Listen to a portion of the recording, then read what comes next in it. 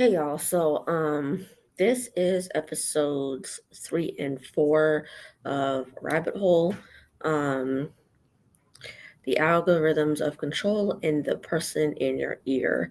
So I'm gonna try to um get this as under 45 minutes as possible. It's just that there's so much that I feel like I need to I wanna, you know, mention that it just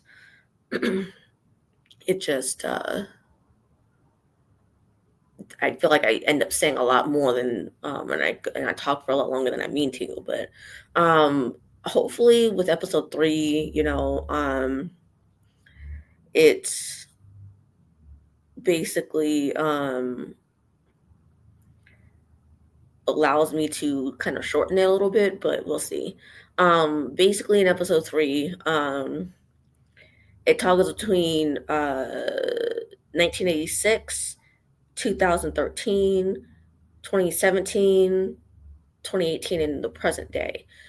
I'm just gonna go off of the first sort of scene that we see um, in the specific year, and then I'll just talk about that specific um, year, and then just go on to the next year that we had seen as the episode unfolded. So we start off in 2018 with John in the room with his father and Miles. So Ben is telling them both that they are planning on doing what they are planning on doing is extremely dangerous because the enemy is everywhere, but no one sees him essentially. Um, and he is highly resourceful as well. So they will be looked at all times. So they have to commit to the plan that they have set forth um, completely and utterly, and trust in each other absolutely as well.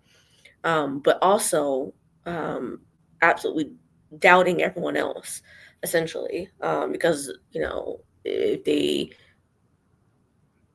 um, if they end up excuse me they end up trusting everyone, then the plan won't work.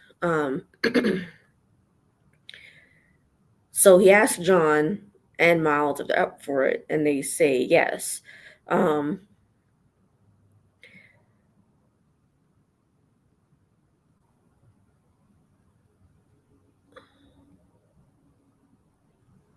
Ben tells uh,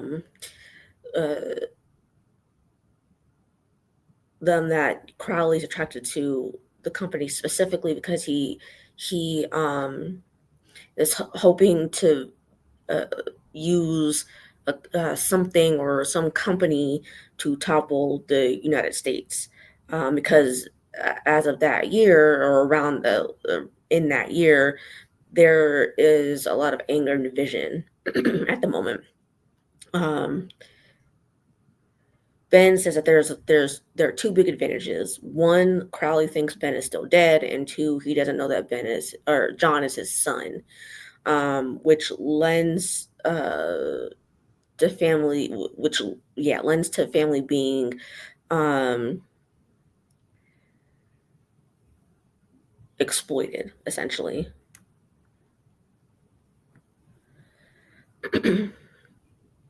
Ben asks if either have family. Miles says he doesn't have any that he gives a shit about, and John lies and says no, that he doesn't.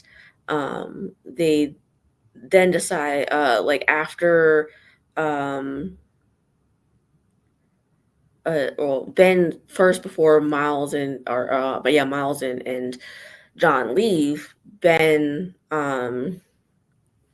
says that that Arda will be the bait, essentially, to get Crowley out, come out of hiding. So once the three of them leave, wherever they are, I don't know exactly because it's half of this or a third of this episode is in complete and utter darkness, and I'm like, So it's not just movies, horror movies that have a bad job of doing this, but TV shows as well, where uh, they tend to put scenes in complete utter darkness, and even if you're in complete darkness yourself, you still have a hard time seeing. So I'm just like, this is not just horror movies. But anyway, off my little uh, soapbox for a second. But elsewhere, Miles reads off an article stating that basically both him and John will be splitting and going their separate ways, essentially. Um,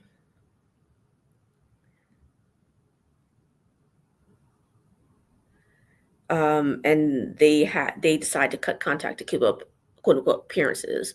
So Miles, like before they completely cut ties, Miles wonders why John didn't tell Ben about his family, and John is saying, "Well, I don't want um, Ben to know, um, and I don't want Crowley to have that information in case you know that ends up being something that is used against me." Um, and then some other scene in 2018 where the three are in the Chinese restaurant. I'm not sure exactly if that's before or after they are in the um, sort of unknown location in 2018. But essentially, they're in a Chinese restaurant after a news report of an explosion in the Suez Canal. Um, and Ben explains that Crowley's doing things for power now instead of money. And so he knows this because Crowley is doing exactly as he wrote in a book. Um, and he go list off the things in the book that he had wrote. Um, but he also notices that it's happening a lot faster than he thought it would, and it could explain as soon as the next president. It could be it could happen as soon as the next presidential election. So he then asks Miles and John to help him get Crowley. So the one of the next time periods that we're in is 1986. We see John beating up another kid and then seen running away to the old house. And while there, he sees um, different either magazines or newspapers with numbers and letters that are circled. So he rips those pages out and tries to break into the safe that is in his father's old office. Eventually, we see that the house is um, somehow has smoke in it or on fire or something like that. That part is unclear because we see sort of John sitting on the back of a fire truck um, uh, with something in his nose. Like I think it's cannula in his nose to help him breathe. So I mean, I'm not sure exactly if there was a full fledged fire or if there's just smoke or something or what. But that anyway. So eventually, his mom makes her way over, clearly drunk, and says that she's sending him away, which she does to a boarding school. At this boarding school, he is called upon in math class to complete a math equation. When he starts to try to do that, the teacher basically says that he messed it up and asks for, and surprise, surprise, a younger Miles Valance to come up and correct the equation that John had started to mess up. After that class, John then goes up to Miles to ask him for his help on the stuff that he found in his old house. One night, however long after that, they sneak out, make their way to the old house to figure it out, and manage to figure out the combination to the safe, which just holds a lot of papers in there um, that his father put in there. So that makes John think that Ben doesn't really or hadn't ever really cared about him. But Miles says that isn't true because the combination, the numbers match up to letters in the alphabet, and then the numbers spell out the name John. No, going into 2013, um, this is before John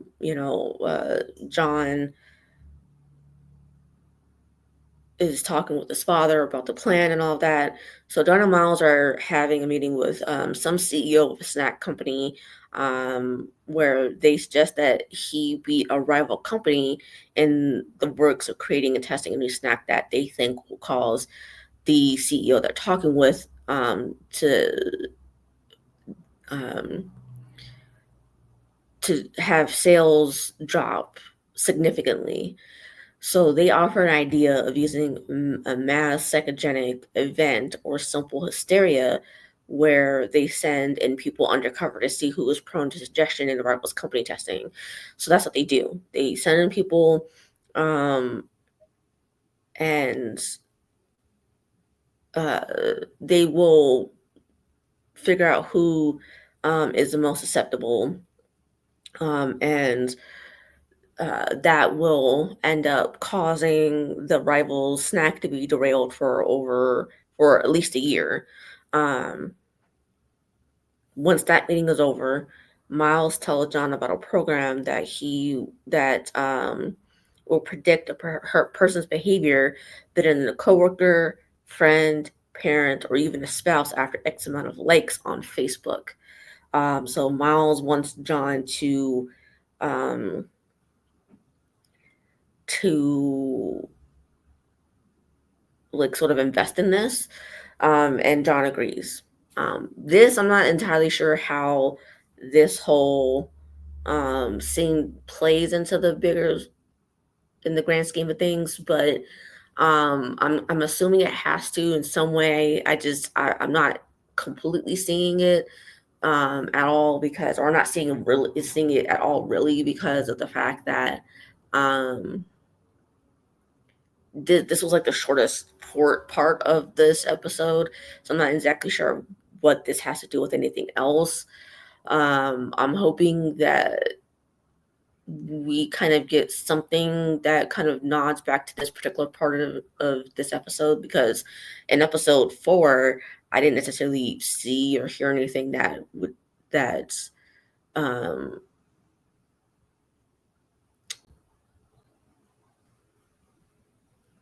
would make like create a nod back to this part. So anyways, the next sort of scene that we get in a specific year is 2017. John is going home after work one day, and one of his coworkers is listening to a news story about a New Delhi originating flight having blown up in all that the year prior. And when he gets home, he sees a man has broken into his apartment, and he introduces himself as John's father, Ben. So Ben says that he needs John's help because there is a man that he knew from his past named Crowley who um, that he thinks is trying to essentially do something harmful. And um, he had a man, I guess maybe even on the inside, uh, that had proof, and he was bringing it to him, but he died in a plane crash that was in the New Delhi, that had originated in New Delhi the year before. Um, and John is telling him John is telling Miles all this. So, um, turns out that uh, or according to Ben, John's mom knew about the fact that Ben had faked his death. Um, Now, that's, I mean, whether that's true or not, we don't know. But Ben thinks that perhaps maybe his mom's drinking wasn't fueled by the fact that his dad was dead, but because of the fact that his mom knew about Ben killing himself or faking his death. So when John meets with Miles and he's explaining this whole thing, um, I keep noticing Miles's facial expressions, and they weren't convincing me personally that he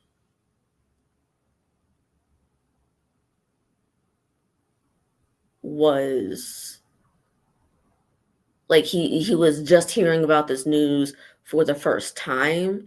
In fact, well, maybe the fact that, Ben is not dead, he that was news to him, but everything else, like the fact that there's this mysterious man named Crowley, and the fact that he had blew up a plane to kill this dude that had evidence of Crowley's misdeeds going on, and the fact that John's mom knew about, um, well, maybe not his mom either, but knowing about the uh,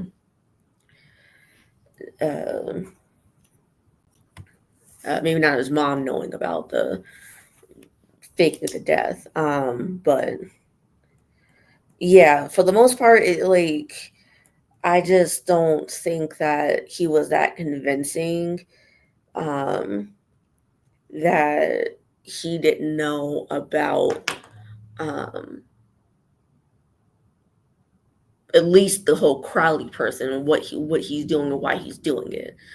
So yeah, I mean, we'll see. Because I personally think that like I said, I think he had a part in this whole thing, like with Crowley, and to begin with. Um, and I personally think he was doing it under duress, and that's why he looked scared, um, or at least like half panicked when John was talking. And he brought up Crowley's name and all that. Like he looked half panicked, and I don't necessarily think that like I said, in my prediction for at the end of my last review for the first two episodes, that he was at the very least knew from the jump what was going on. Um, anyway, so the last sort of um, thing, like time period that we're in, is the present. Present. So they're in a new, everyone is in a new sort of safe house, so to speak. Basically, a house that's been on the market for who knows how long, maybe months, but could have been years. Um, and as they're eating breakfast, Ben says that he can't trust Haley and they need to kill her. John says that he says he won't. So Ben asks him if he can trust her 100%, which John says he can't. Turns out Haley's sitting there too, um, uh, at the table and all that. Um, and she isn't happy that he is yet again saying that they should kill her. So during this whole exchange, Ben is telling her to eat the eggs. She's telling, "Hey, I can't eat the eggs because I'm a vegan," which I think, like thinking about it now, I think that part is a lie, so she can get outside and all that. But or to leave, and so she can check her phone, because throughout this present day part, she's telling him she keeps asking John to get her phone. Um, but anyway, so um, Ben is like, "Well, you, me, and John or Yumi and Miles had a plan, and now you're taking a lot of risks since you can't handle the fact that Miles flipped and killed himself. John is saying, look, I don't believe that. I mean, I can't explain everything, but the look that Miles gave me before he jumped tells me that he wasn't completely cooperating of his, I guess, own free will. Um, and he does know that without a shadow of a doubt, the message of do it now that he saw on Miles's computer was from Crowley. So he isn't necessarily sold that Miles had flipped. Um, Personally, I think, you know, Miles was tapped by Crowley before the whole John seeing his father again after damn near like 20 years, or more, like over 20 years. And um, now, um, now that, you know, things are starting to show that um, uh, someone's coming after Crowley, he's, you know, applying pressure to make sure that uh, Miles doesn't talk. And when it looks like he is, you know, that's when he kills himself. So, anyways, um, John then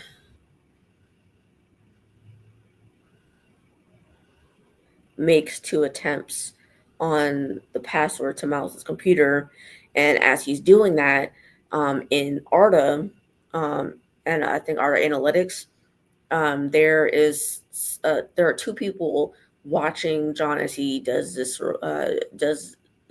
you know, hacking in, and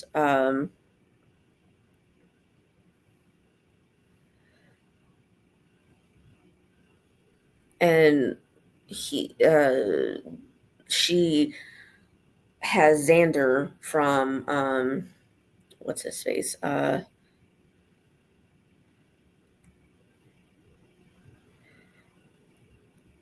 he has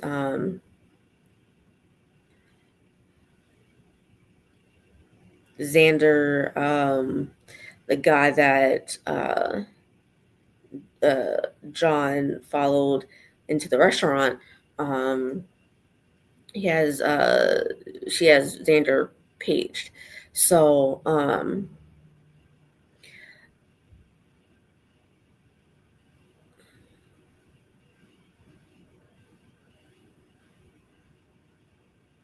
so eventually, as you know, John is trying to get into the computer, she's making this sort of banter with him, and um, eventually steals her phone. Um, Eventually steals her phone, goes out to the backyard where there's an apple tree, and feels like she's gonna go pick an apple or two to um, to check her phone. Um,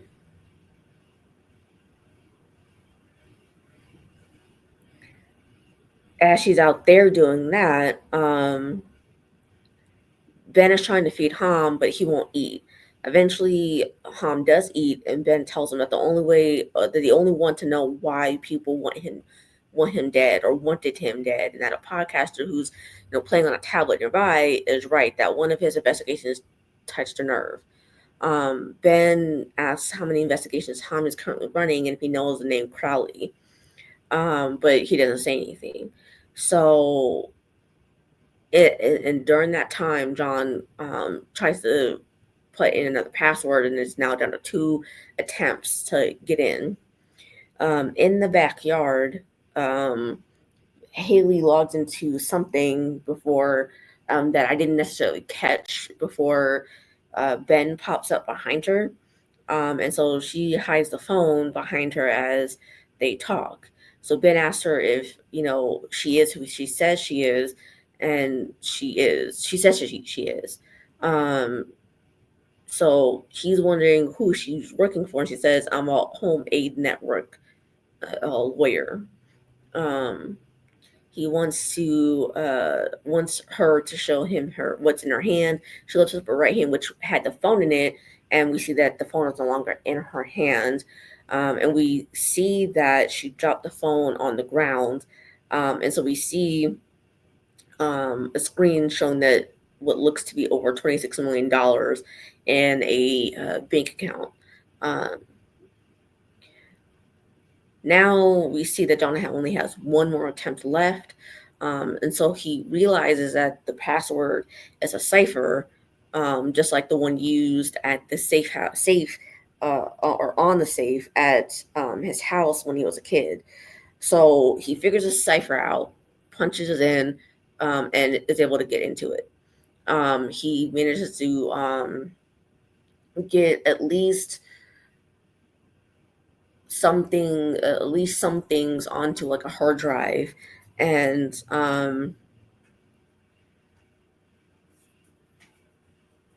while he's doing that, Xander is called into the lobby to because he is told that Maddie is there, and so she tells him that she got an email from him saying he wanted to meet about John specifically.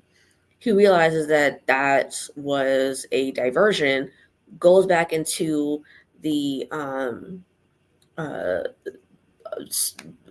office space that is used for tracking John and all that.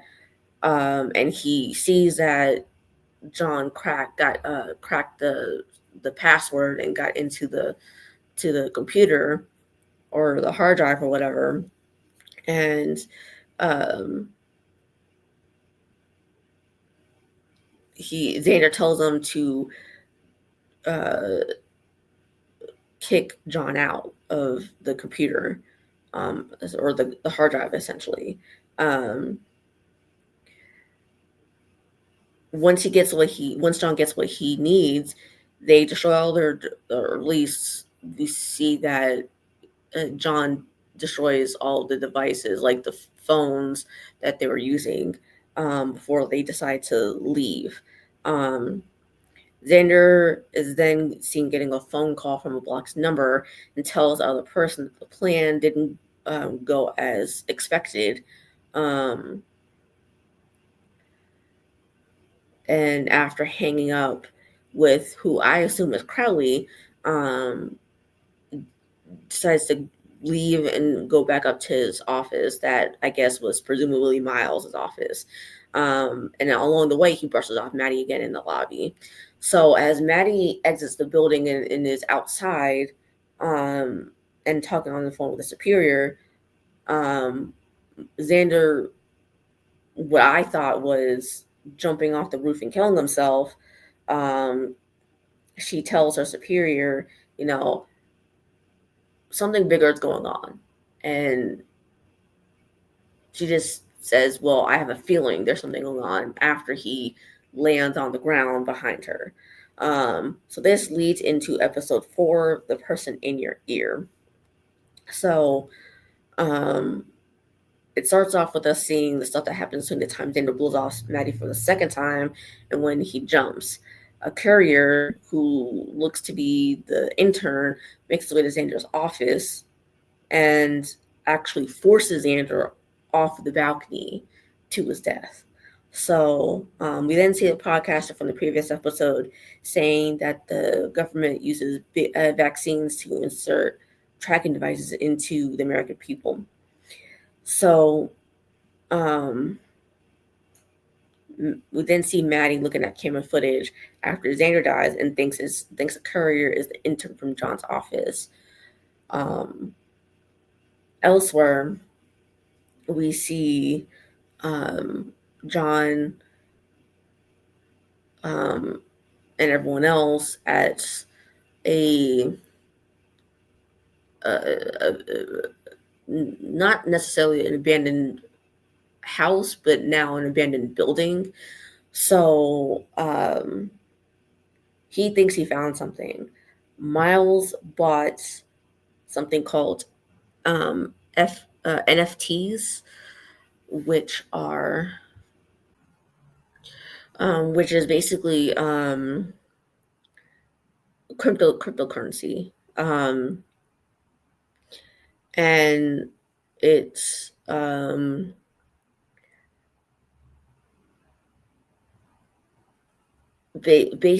they were um, the eh, the way they described it in the episode was that it was um, basically uh, a way to transfer money using stuff like very rare wines, arts, whiskeys, um, let me see, real estate, that sort of stuff. That's what Ham tells them when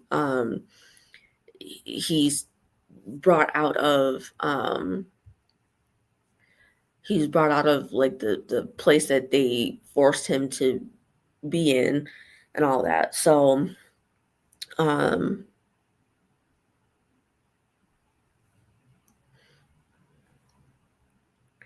um in this case they used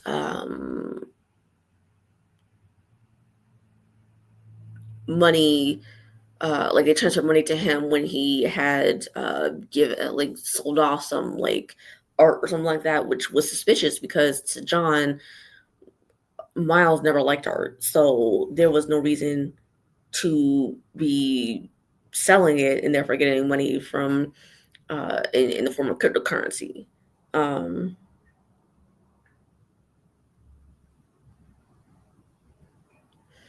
so we are told that there is a guy named Elliot Gow who is a billionaire, um, or a billionaire money launderer who launders money for people who make more money than him.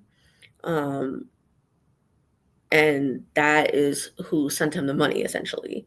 Um, so basically, we're told that he buys things for pennies, then declares them as um, declares the items as worth a lot of money, and uses the cryptocurrency to sell them. And the problem with the cryptocurrency, though, is that it has a lot of shell companies attached. So they had to figure out a way to um, see where the money is actually coming from to see if they can find out where Crowley is. Um, so Haley comes in and shows them a news report on Xander's death. Um, John thinks if they can get Gal, if they get Gal to think there's too much going on, that he will have to warn Crowley, who then will crawl out himself. Um, Gal will be hosting an event at his place later that night, and he will get Maddie to go there and scare him. Um, Ben thinks Maddie won't do it, but John says that even though Maddie may be a pain in the ass to him, she ends up doing the right thing anyways. Um, and Haley will have to be involved despite John not trusting her because Kylie still thinks Ben is dead and he doesn't have anyone else to use anymore. So as this is going on, the intern gets a call from someone, I assume Crowley, saying that he was reckless killing Xander, but he tells this person that people need to know that their fuck ups will have consequences.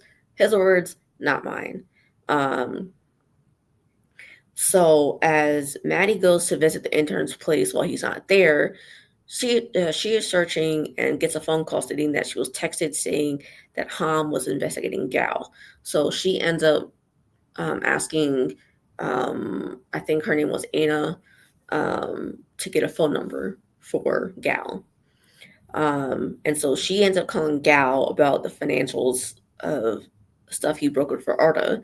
She tries to set up a time for a meeting, and she tries to get one for later that night at 6, but he says, I can't do it. I'm busy. So she's like, well, then I'll have your car pick you up and bring you to my office tomorrow morning. He says, okay, fine. It'll be 11. But then she says, no, it'll be 9. So as that's going on, John is bringing Haley to a specific destination. And he tells her that there's 3 lessons. One, that you have to make sure that they aren't being followed. Two, he says he asks Haley to tell him a story, but as you know, she's telling the story, he realizes she's lying. Um, and she has to project confidence in order to make sure that even if she tells a lie, that whoever she's talking to won't be any wiser to that. Um, because even the stupidest person can tell she's lying if she is in fact lying. Um, and then the third lesson is to always listen to the person in your ear, as he's giving her an earpiece to wear. So they end up going to a convenience store where John tells her that she has to steal a puzzle book called Magic Squares. Just as she's about to do that, a patrol officer comes in, and instead of leaving, she talks and flirts with him about a Powerball before stealing the puzzle book. Um, and back at the sort of like guest warehouse, Ham is looking at a video surveillance camera that was set up in his house, that they put in because they didn't trust their housekeeper. And he's this was a scene that was earlier when he like before he was explaining about the whole um, uh, Elliot Gow guy. And he is not sure why his wife isn't more sad. It turns out what's going on is she's sleeping with the next door neighbor named Kevin. So Ben leaves and tells Tom to tell John that there's a guy that he knows that can trace the phone numbers that they found, and he'll go see him. Um, Maddie then gets phone records and finds that there are 2 burner phones that she suspects John may have used and wants to have it traced. Um, at the auction at Elliot Gow's place, Haley goes undercover with John nearby as he watches in on the cameras that are inside his house. She impersonates Maddie and asks Gow when he started trading NFTs with Miles. He lies and says he doesn't know anyone named Miles, but Haley says, well, your name is all over Miles's emails and financials. And as she's talking with him, she realizes she um, sees a man named Craig Payne, who she reveals she stole money from.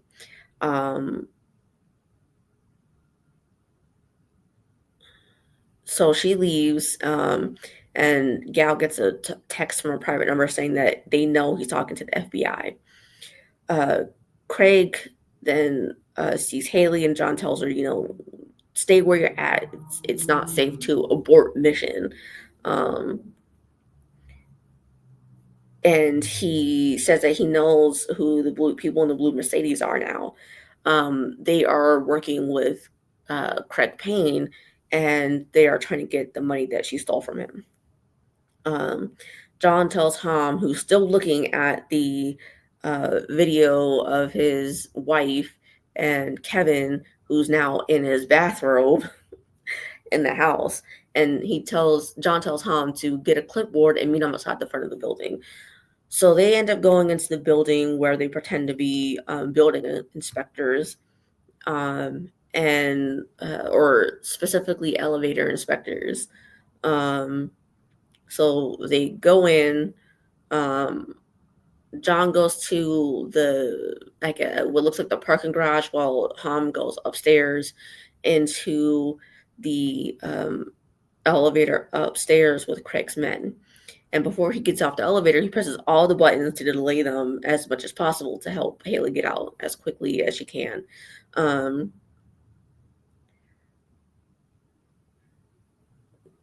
Quote unquote Crowley then comes in and it's actually Ben impersonating him.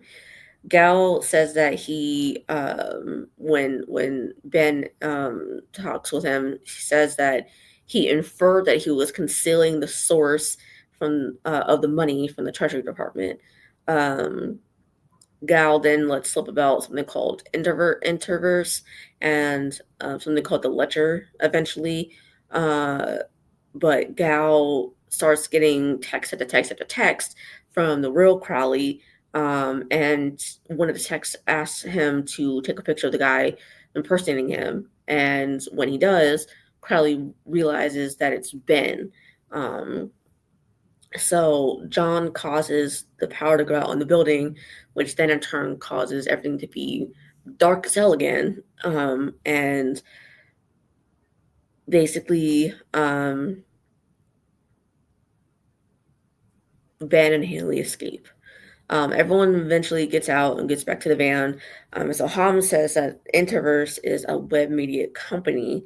And John says that they need more team members, which is um, the only people that he can trust are the people who, quote unquote, died in the explosion of this company. And that is where the episode ends. This is getting incredibly just entertaining and also a little confusing because, initially at the end of episode 2, I said my prediction was that, you know, that John may have fucked someone over with his antics was doing at his company, and like a company that he was hired by, asked them to help them get out of a jam, and um,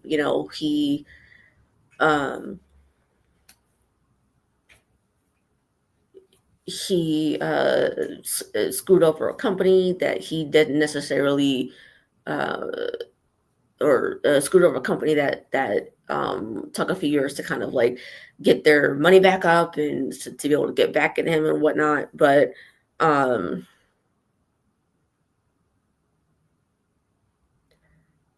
now it's looking like it's just this guy Crowley is actually coming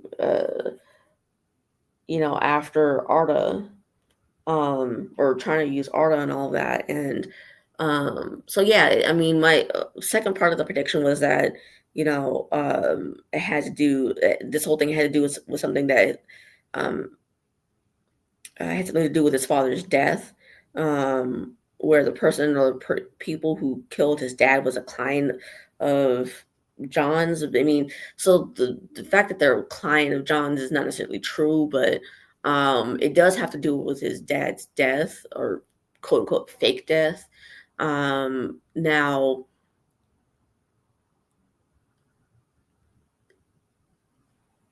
what is interesting is what we will find out about what Ben was trying to look investigate when John was a kid, because I don't necessarily think that he was necessarily um, looking into Crowley specifically, at least not from the start. He was investigating something, I think, but that eventually um, that eventually led to Crowley specifically, and um, when he got too close, he realized he needed to fake his own death so that way he could um, sort of recuperate and figure out a way to get bring Crowley down.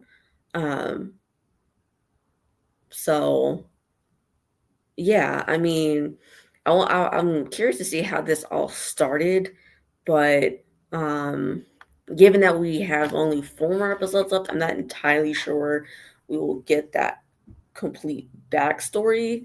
But this is really entertaining, to be quite honest, because I do like the fact that they're trying. Like, I think there are some funny scenes in this entire thing, so far, and like I said last time, I like the fact that we're getting um some humor into it to kind of alleviate um the darkness and the heaviness of the show, and or the plot of the show.